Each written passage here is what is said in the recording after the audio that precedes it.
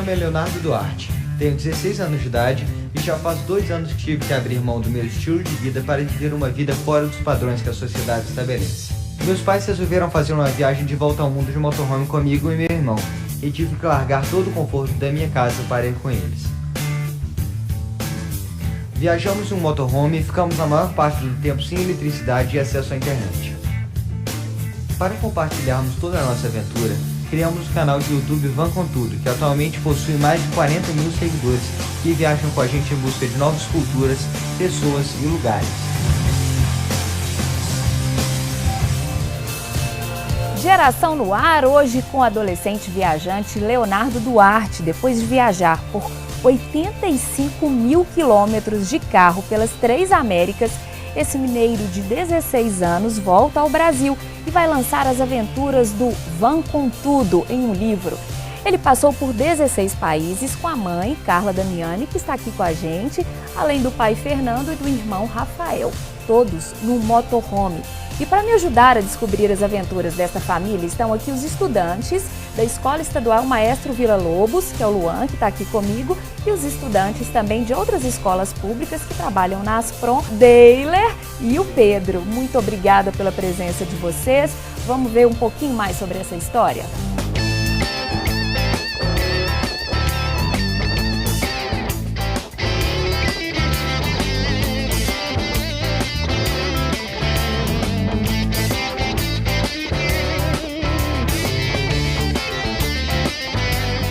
Antes do Léo falar, eu queria que você explicasse de onde que surgiu essa história. Eu sempre quis viajar, conhecer o mundo, conhecer culturas diferentes. E desde muito nova eu ia lendo livros de viajantes, mas eu engravidei com 20 anos. E quando a gente engravidou, a primeira coisa que me veio na cabeça, não vai dar para fazer essa viagem porque eu tenho filhos agora. E eu continuei lendo, estudando, e eu comecei a perceber que lá fora, aqui ainda é muito difícil essa questão, essa cultura de motorhome, mas que lá fora era muito comum as famílias viajarem juntas.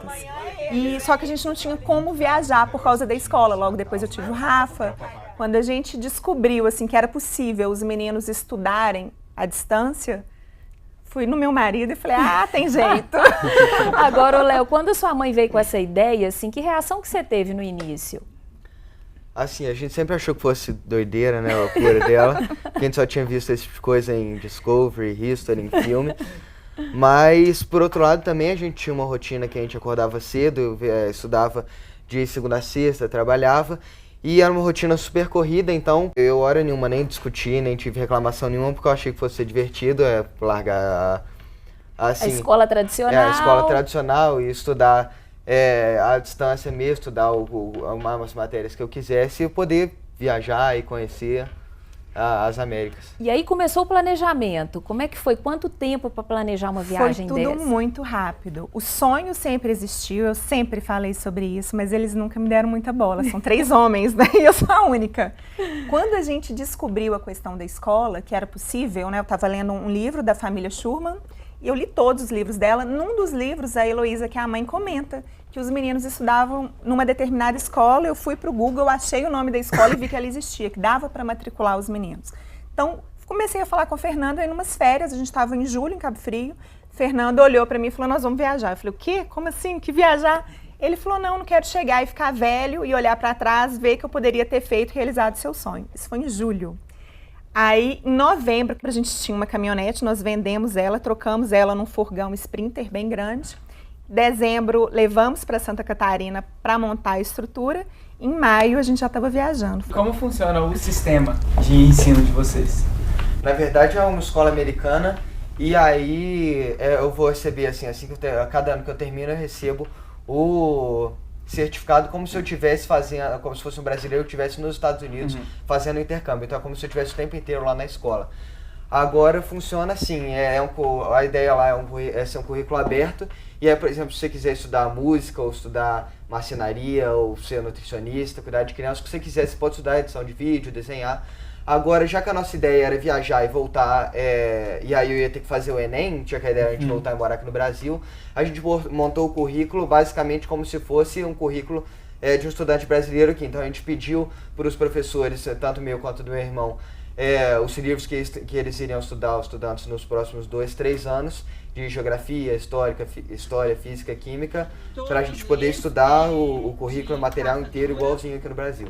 Pois é, mas aí no dia a dia você ficava quantas horas estudando, assim, na prática? A ideia do homeschooling mesmo, estudar à distância, você precisa de ter bastante disciplina, até porque você não vai ter um professor de cada matéria, você vai ter até um tutor, mas a maior parte é iniciativa sua. Então a gente acordava cedo, 7, 8 da manhã, claro, porque a gente está viajando nem sempre era 7, mas às vezes a gente acordava 8 da manhã e aí a gente estudava 4, 5 horas. Então vamos contar como é que foi esse roteiro. Vocês saíram daqui de Belo Horizonte e aí? Pegamos a Bolívia. Aí começam alguns dos nossos problemas, porque normalmente os viajantes, eles vão até Ushuaia. Isso. Eles pegam o ponto mais extremo lá embaixo e depois lá em cima o Alasca.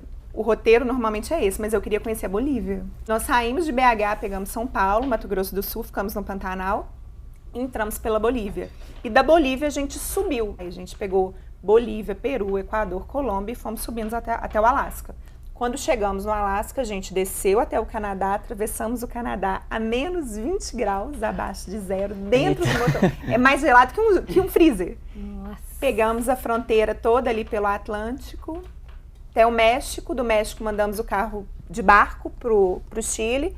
Pegamos agora no segundo semestre Chile, Argentina, Uruguai e subimos. E a viagem vai continuar, então agora pelo visto, vocês deram uma paradinha aqui em BH e vão fazer uma expedição Brasil. Qual que é a ideia aqui dentro do país? Semana que vem a gente desce para o Rio Grande do Sul, que a gente vai participar da maior feira de motorhomes que tem, né, Expo Motorhome. E aí a gente vai subindo todo o litoral do Brasil, o objetivo é chegar a Oiapoque. Todo mundo aqui está se perguntando, né? E para bancar uma viagem dessa, ficar 2 anos viajando, como é que foi? Eu e o Fernando temos uma empresa que a gente sempre trabalhou pela internet, a gente sempre gerenciou a empresa. Então nunca precisou de um lugar fixo. Então, por exemplo, nas férias a gente ia para a praia, tinha internet e ia gerenciando a empresa. Então para a gente não mudou, a gente continua trabalhando. Então a gente pegou o nosso carro, trocou no furgão, vendemos tudo que a gente tinha dentro de casa, tudo, para montar o furgão. E saímos assim com um dinheirinho de poupança pequenininho, que não dava para quase nada, sabendo que a gente ia ter que ganhar o dinheiro ali todo mês. Algumas vezes a gente teve problemas para receber.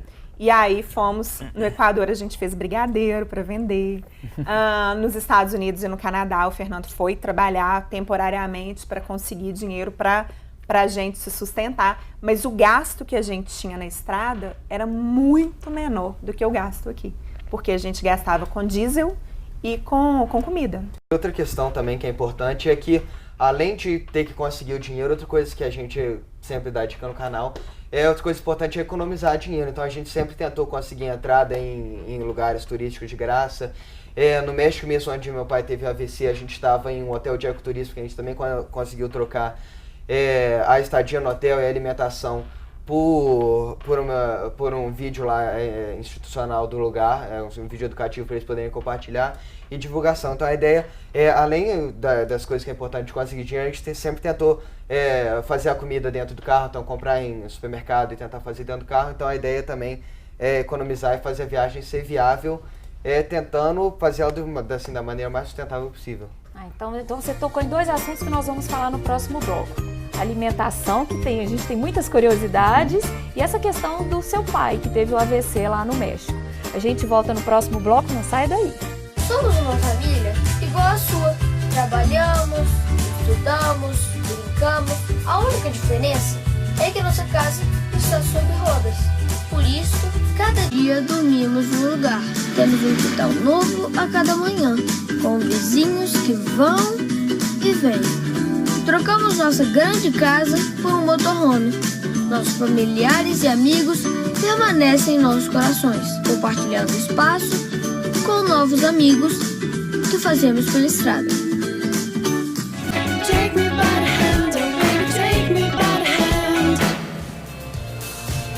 Geração de volta com a história de uma família que viajou 85 mil quilômetros no motorhome. Vamos ver como foi o aprendizado para o mais novo da família? Olha só o que ele conta. Aprendemos que o mundo é muito mais seguro do que parece.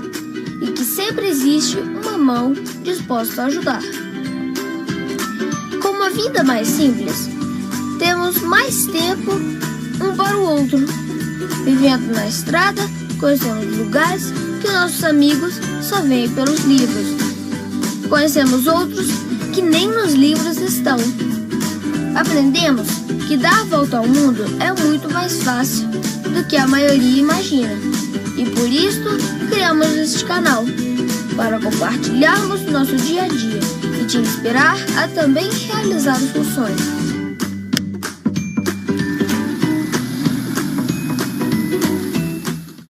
Legal demais. Léo, e sua relação com o seu irmão, né? O Rafa não tá aqui hoje, mas a gente sabe que irmão briga, né? Tem todas as tretas e tal dentro de casa. E vocês dois confinados num espaço muito pequeno, como é que foi essa relação? Acho que a gente continua brigando bastante, que as pessoas fazem. Agora, acho que hoje a gente é mais próximo, a gente, quando a gente tá no carro, muito tempo a gente consegue arrumar alguma coisa pra fazer, com caderno, desenhar. Jogar videogame. Hoje tem muita coisa que eu gostava, que hoje ele também gosta. Tem coisa que ele gostava, que eu não gostava, que hoje eu também gosto. Então hoje acho que a gente está mais próximo do que a gente estaria se ele não tivesse. Mas assim, não é perfeito, a gente continua brigando, não tem problema. Mas até quando a gente tem problema, por a gente estar nesse espaço, não tem como cada um pro seu lado, a gente resolve os problemas também mais facilmente. Agora, Cláudia, conta pra gente como é que foi no bloco anterior, né? O Léo citou a questão do AVC, do Fernando. Como é que foi isso no meio da viagem? Uma coisa que a gente não esperava, né? Fernando completamente saudável, a gente já estava voltando, estava sem o carro, que o carro tinha sido enviado de carro, ou de barco, e a gente estava no meio de uma selva e ele começou a sentir uma dor muito forte, ai, uma dor e não sabia o que era. Pedimos um táxi, demorou assim muito tempo, pegamos, fomos para o hospital e estava no meio do nada. Então assim, não diagnosticavam, primeiro falaram que era insolação e tudo numa língua diferente. E aí isso foi no domingo, ele só conseguiu atendimento mesmo no hospital na quarta, já na cidade do México, assim, 700 quilômetros de onde a gente estava. Mas Deus teve um cuidado absurdo com a gente, colocou muitas pessoas para nos ajudar, muita gente se mobilizando, chegou aí para o CTI. Mas saiu sem sequela nenhuma. Mas num momento desse, assim, dá uma vontade de desistir, assim? Você fica mais tensa? Nesse caso, não desisti, assim. A gente veio para Belo Horizonte, foi a única vez que a gente saiu. Na hora que ele saiu do hospital, a gente ficou completamente desestruturado. Foi na hora que a gente desmontou. Falei, eu quero ir para casa, eu quero ficar com a família, assim. Eu falava que eu queria receber um abraço, porque foi muito difícil. Mas desistir não, tanto que a gente ficou aqui, ele refez todos os exames e todo mundo falando assim, não vão embora, não vão. A gente pegou um avião e fomos pro Chile. Mas desistir foi uma vez só, foi no Peru quando a gente foi roubado. No comecinho da viagem, tinha 2 meses de viagem, a gente deixou o carro na frente do exército, fomos fazer supermercado, na hora que a gente chegou ele estava aberto. Levaram tudo. Todos os documentos, a gente não tinha mais passaporte, visto dos Estados Unidos, do Canadá, tudo. Foi a única vez, eu falei, eu quero ir embora, e não tinha como sair do país, porque a gente estava sem documento de importação. Foi o único momento, assim, que a gente quis ir embora, mas os meninos já, no começo, assim, reclamaram demais. Teve até um episódio da gente ter a hipótese de fazer uma fuga também, de ir embora, por causa que a gente estava em São Paulo ainda, e a gente pensou assim, se a gente for a pé, pegar o resto do dinheiro que meu pai ainda tinha dado pra gente, que a gente já tinha gastado um pouco, a gente consegue pegar um ônibus e o resto a gente vai andando até o possível, a gente fez os cálculos, mas acabou que no final... plano de fuga, aí desistiu, abortou o plano. Foi por causa principalmente foi por causa do conforto desse plano de fuga, foi por causa de falta de tomada, internet, que até lá a gente estava viajando mais tempo direto, enquanto a gente está viajando a gente tem energia e depois se a gente de noite a gente também viajando durante o dia a gente garante energia da noite. Agora em São Paulo eu lembro que a gente parou lá do lado de um rio e a gente ia ficar uns 4 dias lá e a gente ia ficar esses 4 dias sem, a gente já estava sentindo falta e a gente tinha resolvido voltar e fugir lá para casa da minha avó. Pois é. Mas como que vocês faziam para dialogar com as outras pessoas? Vocês falam todas as línguas?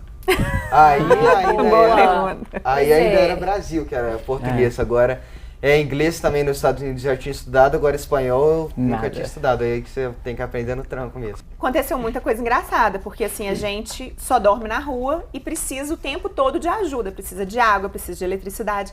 E a gente chegava no posto assim, né? Precisa de tomada. O brasileiro acha que espanhol é só você mudar o sotaque. E o povo olhava pra nossa cara assim. Pedir informação de onde que é tal lugar, você precisa de saber se é longe, se é perto. Quando que você vai virar à direita, e aí ele já tinha estudado as palavras que ele não lembrava como é que era. E aí ele chegou assim num boliviano lá que tava lá na praça, já tinha conversado comigo, e aí colocou o boliviano assim perto dele, assim, aí ele perguntou o que a gente tá. Botando o cara perto, E ele olhando pra cara do Fernando assim, tipo, Fernando é louco, né? E o Fernando mexendo no cara, assim, mas como significa? E assim. Agora, você falou do supermercado. Pois é, uma coisa que a gente sempre tem curiosidade, né? Alimentação. Como é que vocês faziam para comer no dia a dia? E as comidas típicas de cada país que vocês passaram? Eu engordei 10 quilos nessa brincadeira. 10 quilos mesmo. Porque alimentação, por mais que a gente sempre fazia dentro do carro, ia no supermercado e comprava para ficar mais barato. Mas são 3 bocas trempes, né, no fogão. Então, assim, não dá pra você inventar muita coisa. E a nossa, a geladeira não funcionou até chegar em Las Vegas. Porque o carro foi feito aqui no Brasil e aqui eles usam o carro num camping. Então, eles plugam na tomada. A gente não ficava no camping, a gente ficou assim, praticamente sem geladeira. Então, salada, não dava pra comprar muita coisa. Foi muito assim, arroz, feijão, carne. Arroz, feijão e carne. Aí, em determinado país, se a carne estava cara, a gente substituía pelo frango. E como a gente tinha um valor que a gente recebia aqui por mês do trabalho, cada país, na hora de converter a moeda, a gente via o que daria para gastar ou não. Então, por exemplo, no México, que a conversão é muito boa pra gente, viveu de rico, né? Assim, comia todo dia fora. Chegava no supermercado, eu falava com as meninas assim, pode pegar qualquer coisa. Aí o Rafa falava, qualquer coisa mesmo. Chegou em lugares como Estados Unidos, que a conversão pra gente ela foi terrível. Meu Deus, era massa. Teve coisas diferentes que nós comemos, assim, porquinho da Índia, no Peru, no Equador, gusano, uma lagarta, uma larva. Uma lagarta. No México, comemos chapolines, que são gafanhotos. Sim, experimentamos tudo. E como funcionou, por exemplo, que vocês começaram, pela rota que você falou, sair daqui, por exemplo, de Minas, que a gente tá num clima suave, sim, ir para um Pantanal, que já é muito hard. Aí você vai para uma Bolívia, que tem salar, tem a Cordilheira, Peru. Aí passa pela Amazônia, chega nos Estados Unidos, pega menos 20 no Canadá. Como essa mudança muito grande de clima. A primeira vez assim, que a gente chega é difícil, né? Mas depois, passando o tempo, você fica lá um mês, acaba que você acostuma. Você pega assim, as dicas de onde você vai parar. Agora, até por causa desse problema da tomada, ar-condicionado, aquecedor, muito da viagem a gente não teve. Agora, lá no Canadá mesmo, a gente descobriu que tem lojas de usados. E aí a gente começou a comprar bastante, como é que chama? Saco de dormir. Até por causa que loja de usado, muitas vezes brasileiro pensa que é assim, coisa velha, mas lá, tanto nos Estados Unidos quanto no Canadá, muito por causa do consumismo, acaba que as pessoas elas pegam uma coisa nova e trocam por coisa mais nova. E assim, lá tem muita coisa nova, muita coisa boa, a gente comprou muita blusa de frio. Mas não foi fácil. Por exemplo, a nossa água congelou debaixo do carro. Foi difícil, mas hoje a gente aguenta qualquer coisa. O vaso sanitário congelou, gente. Misericórdia, você lembra? Até a toalha, né? A toalha pra tudo congelar. A água, a gente ia tomar banho. Água, você lembra? A gente ia tomar banho lá em alguns, como é que chama? Community Center, mas eu não sei como é que chama. É tipo um centro comunitário. E aí a gente ia tomar banho, aí assim, 20 passos de você sair do lugar e entrar até o carro, você chega dentro do carro, seu cabelo já tá quebrando. Com o cabelo congelado. Então, se você fizer isso aqui, ele quebra. Umas coisas que você não para pra pensar que existe. Nossa, olha só. Pois é, e o Léo vai contar essas histórias e muitas outras em palestras que ele tá dando pelo país e também ele vai lançar um livro para contar tudo. A gente vai falar mais no próximo bloco. Eu te espero. Temporada Canadá está aberta e com presente novo. Acabamos de ganhar. Estamos aqui no Correio do Canadá. O que será que tem dentro dessa caixa? Quem será que nos deu? E pesado.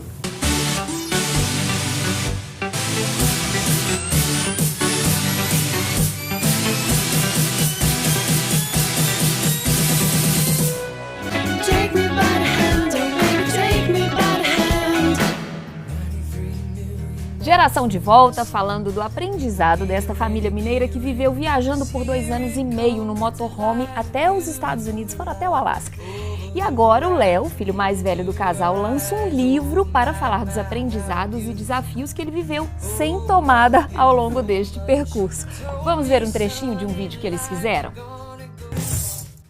Durante a nossa jornada, pude estudar e aprender a respeito de coisas que nem sonhava que existiam, histórias que nunca havia escutado e também aprender a fazer coisas que não achava que saberia fazer nem nos meus sonhos.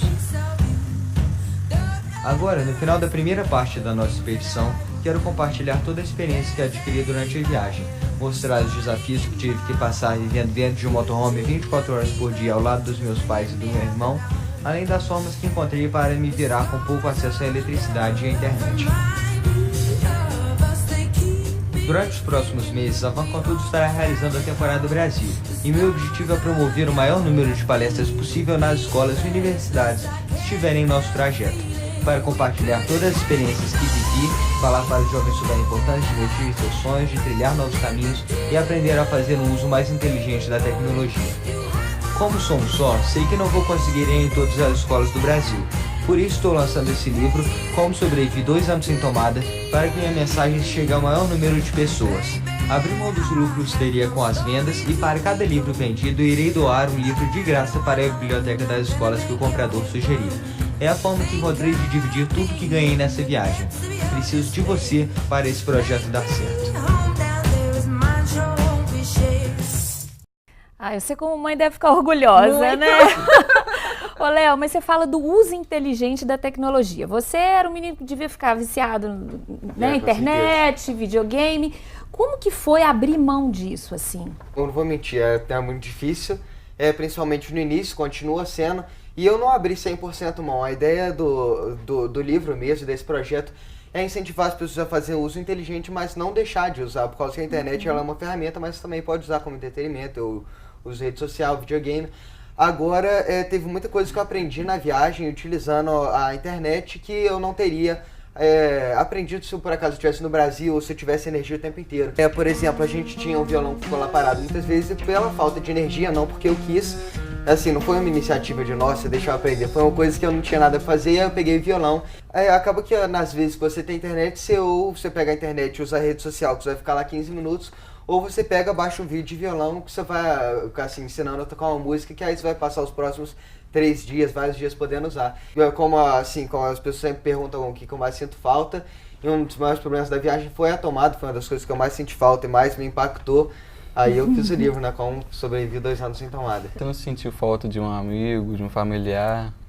A ideia da viagem, na verdade, era a gente conhecer novas culturas, línguas e também pessoas. Então acabou que muitas pessoas daqui do Brasil eu perdi o contato, algumas eu ainda mantenho, mas durante a viagem eu fui conhecendo muitas pessoas. Então conheci gente na Bolívia, no Canadá, conheço pessoas também que conheço que eu converso até hoje lá em Framingham, em Massachusetts, que eu fiquei na escola. Também conheci muitas pessoas, então com o decorrer da viagem eu perdi muitos contatos que eu tinha aqui no Brasil, mas eu conheci muitas pessoas que eu não conheceria se eu estivesse aqui. Dormiam às vezes na casa, né? Alguma pessoa convidava, como é que era isso? Muito estranho. A primeira vez aconteceu no Pantanal ainda, choveu muito. E aí que acabou molhando as coisas, que a gente estava participando de uma exposição e uma moça da biblioteca, a gente frequenta muito a biblioteca, para usar a internet para os meninos estudarem, ter uma estrutura, né? E aí ela chamou a gente para ir lá. A primeira vez que eu entrei, eu quase morri de tanta vergonha. Eu falei, não conheço a pessoa. Agora depois a gente foi se acostumando. Acaba que a gente entra na casa dessas pessoas quase todos os dias. Então, assim, a pessoa chega na gente conversando como se conhecesse minha vida inteira e realmente conhece por causa do canal. Mas esse canal surgiu, você é jornalista, mas você imaginou que seria interessante compartilhar isso? Não, esse canal surgiu pra gente informar a família, principalmente a avó dos meninos, o que a gente estava fazendo. A gente não mostrou nada da montagem, a gente começou a filmar mesmo, viajando para mostrar pra família. Só que a gente sempre foi muito espontâneo e muito realista, mostrava o que estava acontecendo, sem mascarar, sem nada. E o canal começou a crescer, e a gente começou a perceber ali que ali era uma forma de a gente divulgar, incentivar as pessoas também a uma vida completamente diferente. E o futuro, como é que tá? O que vocês estão imaginando? Só Deus sabe. A gente não tem a menor vontade mais de voltar para aquela rotina. Não faz mais sentido. né? A gente aprendeu a viver com muito pouco dinheiro, a gente gasta muito pouco. Hoje, quando eu olho para trás e vejo assim, o tanto que eu trabalhava para comprar coisas e que não vale nada, sabe? Não vale. Na hora... A gente vendeu tudo que a gente tinha, a gente viu que não vale nada. Hoje a gente valoriza experiências. Então, assim, não sabemos o que queremos, né? O Leonardo, a gente faz questão que vá para uma faculdade, depois o Rafael, a gente dá muito valor para a educação dos meninos, mas assim, a gente não consegue mais encaixar. Então, a gente não sabe o que a gente vai fazer, mas assim, acho que é continuar viajando e conhecendo os lugares, vivendo a nossa vida. Eu não quero ficar continuando viajando, até por causa que eu gosto muito de conforto, de casa. Então, assim, na primeira oportunidade que eu puder ter minha própria casa e ter, assim, uma cidade, poder ficar num lugar, é isso que eu quero. Mas, assim, no futuro, fazer uma viagem dessa eu também acho que vai ser legal, até por causa que com a família é uma coisa, eu com outra pessoa vai ser, assim, uma experiência diferente. Então, acho que no futuro, talvez fazer uma viagem, mas eu não quero continuar, assim, vivendo uma vida desse jeito só na estrada. E aí nas palestras você vai falar isso, dar esses depoimentos, essas palestras que você vai fazer aí para lançar o livro? A gente até já começou a fazer as palestras e aí a ideia é a mesma do livro, a gente está compartilhando o que a gente fez, contando casos engraçados que as pessoas acham divertido, e acaba que muitas vezes a ideia é a gente só contar as experiências e a gente, com isso a gente acaba que conta muitas informações assim, disso, com gráfico, tabelas, tudo, por causa que a gente aprendeu muita coisa, a gente foi estudando. Então na Bolívia, para a gente poder contar um caso, a gente acaba que coloca muita informação, então é uma coisa que a pessoa aprende, ainda é divertida. E também incentivar as pessoas a fazer esse uso inteligente da internet, por causa que a gente até tem dados assim, que o Brasil ele é o segundo país no mundo que os jovens mais utilizam a internet. E acaba que muitas vezes esse tempo é jogado fora, então incentivar as pessoas a pegar, não esse tempo todo, mas um pedaço desse tempo para investir, ou talvez pesquisar para no futuro a pessoa realizar o sonho dela, ou aprender alguma coisa que a pessoa queira. E a palestra e o livro têm o mesmo nome? Como sobreviver 2 anos sem tomada.